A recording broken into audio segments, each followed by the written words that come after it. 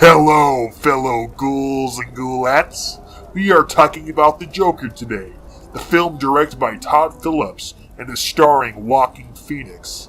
And it's freaking amazing! Sorry, I can't contain my excitement. You must forgive me.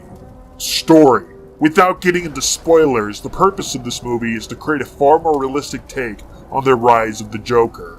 The good. A lot of the good about the movie is the casting. Casting Joaquin Phoenix as the Joker was absolutely brilliant, because what stands out in this film beyond everything else is the fantastic acting that he brings to the table. He strikingly and furiously portrays a mentally ill person. His striking depiction will leave you on the edge of your seat for the duration of the whole film. It will leave you disturbed. It will leave you in awe. Seriously, this is some of the best acting you'll ever see, well, ever.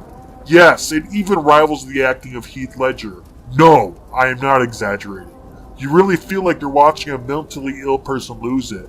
Also, if you like realistic movies, you can relate to this one more. Unlike far-fetched comic book movies, where you really have to suspend disbelief to really enjoy them.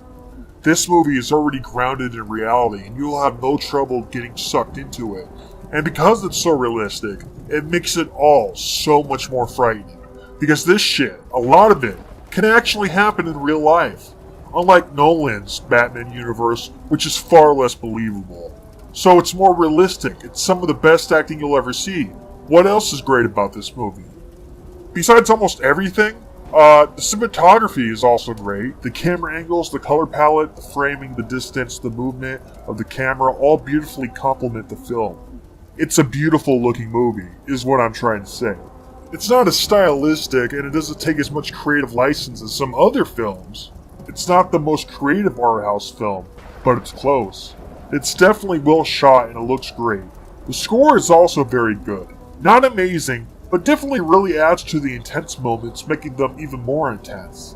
It's not a very comic booky score, it's more drama-esque kind of score. The kind of score that you'd see in an intense drama. In other words, it doesn't sound like a Batman film. Not at all.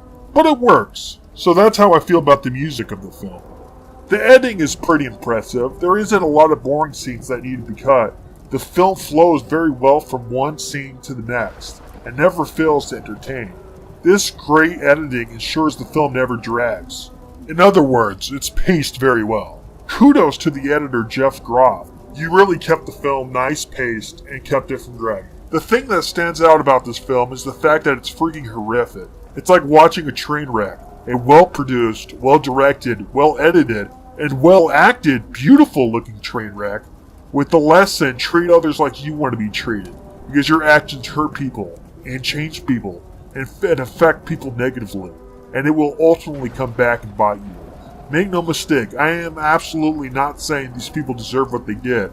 I am just saying that bad people help mold and create even worse people. And it's a very scary reality that is absolutely accurate, and it's absolutely frightening. Meanwhile, obviously good actions help create good people. These are facts of reality, and something we often forget, and this movie tries to remind us.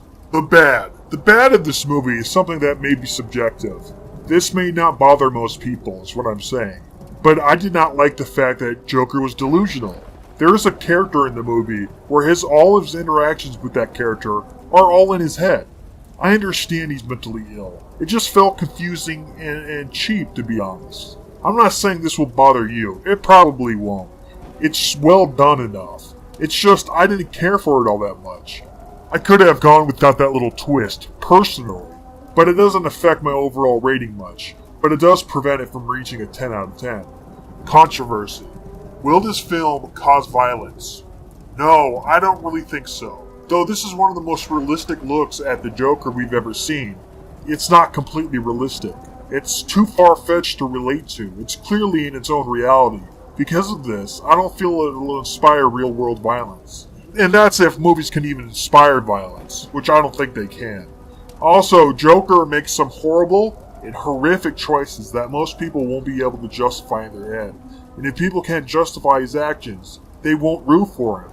Since they're not rooting for him, he won't inspire any real-world violence. Seriously, watching this film, you really just want him to get help, not to hurt people.